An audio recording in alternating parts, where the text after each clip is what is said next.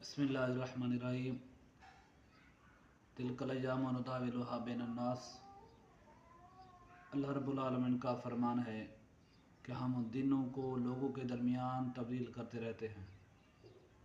तो अक्सर लोगों का ये ख्याल होता है कि मेरा फ़लाँ दोस्त, उसके पास बड़ा पैसा है, माल व दौलत है, वो अच्छी ज़िंदगी गुजार रहा है, खुशहाल ज़िंदगी गुजार रहा है। और ये भी हो सकता है कि इसकी गलत फहमी हो कि उस आदमी के ज़हन में भी यही चल रहा हो कि मुझसे ये बेहतर है, ये खुशहाल ज़िंदगी गुजार रहा है। तो किसी की ज़हरी दिखावे पर, ज़हरी नमूद व नुमाइश पर जो है ना, वो ख़ुद को कमतर नहीं समझना चाहिए, परेशान नहीं होना चाहिए। क्योंकि हो सकता है कि आप उससे बेहतर हों। क्योंकि अक्सर ये होता है कि इंसान अपने गम छुपाता है और खुशियाँ लोगों के सामने ज़ाहिर करता है।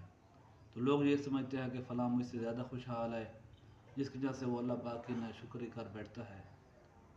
इस तरह हो सकता है कि उस आदमी के पास अगर माल और दौलत है तो आपके पास औलाद जैसी नेमत है या कोई और इस तरह की कोई नेमत है जो उससे भी बढ़कर है, तो वो इसका तलबगार है, आप उसके तलबगार हैं। तो इसी तरह किसी की ज़हरी ज़िंदगी को देखकर अल्लाह पाक का नाशुक्रा नहीं होना चाहिए, बल्कि हर हाल में अल्लाह पाक का शुक्र अदा करना चाहिए कि अगर किसी के हालात कमतर हैं भी सही, तो हो सकता है कि कल उसके हालात बेहतर हो जाएं, बेहतर की उम्मीद की जा सकती है।